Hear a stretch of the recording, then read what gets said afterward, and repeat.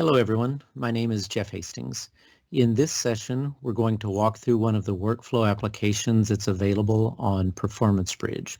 As a quick reminder, the Performance Bridge platforms comes with two applications that are more your traditional applications focused on analytics, and those are quality and productivity. Both of them reference the same information in the database, but they're two different ways of viewing the information. So quality is more of the data visualization or dashboard type view, and productivity is more of a traditional report-based or spreadsheet text-based view of the information. The other applications that are available on the platform are targeted towards solving specific workflow challenges or specific use cases within the facility. And today we're going to dive into Case Indexer.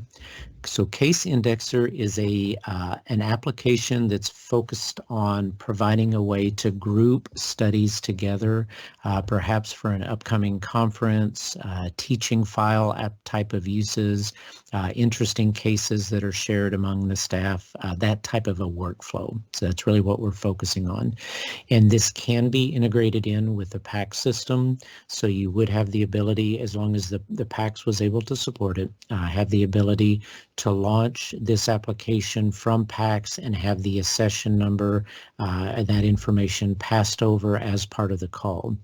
So if a radiologist was in the middle of reading an exam and they thought this would be good exam to add into our Friday discussion, the conference that we're going to have, they could quickly launch from the PACS and add that study into Case Indexer for that purpose. So within Case Indexer, there's two different main collections, if you want to call them that. So you have both a public view as well as a private view. So things that are just mine or things that are available to everyone.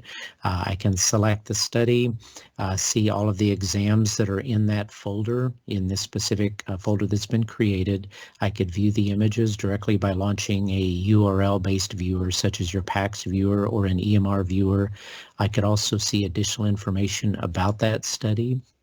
So looking at the report, the overall patient timeline, if I wanted to compare other images, or also the tags. So typically whenever you're adding a study to a folder, you want to make a notation, why am I doing that? And so this information can come in two different ways. One is the RADLEX dictionary that we import. So the common terms that can be used from an indexing standpoint, the RADLEX definitions. So you can add them in that way, or at a facility level or an individual level, you could also create private tags that are used. And I'll come back to that point in just a minute at the end to talk a little bit more about that. But it's a good way just to quickly and easily add different cases into folders for sharing either privately or publicly. I went back to my personal case collections, and these are exams. I have two exams in here that I would utilize during my upcoming conference. You also have the ability just to look at interesting cases. So again, if this was part of the desire from a facility standpoint, just to have a folder where individual studies are dropped in there periodically for others to view and comment on, you could certainly do that, drop those in.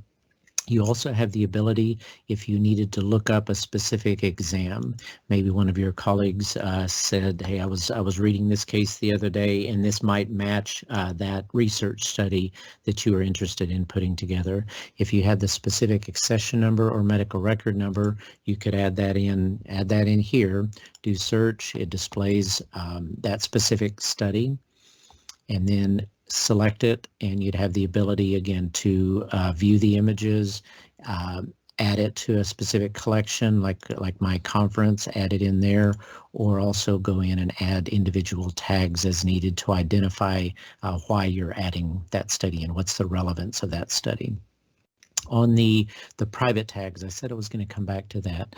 You also have the ability, in addition to utilizing the RADLEX definitions. You can create your own tags. Perhaps there's a certain study or something of interest within the facility that for a period of time you want to track certain things. You could create your own tags and then identify whether they're public or private tags to be utilized as appropriate during the overall workflow. So thank you for your time. If you have additional questions on the Case Indexer application, please reach out to your local Philips representative. Thank you.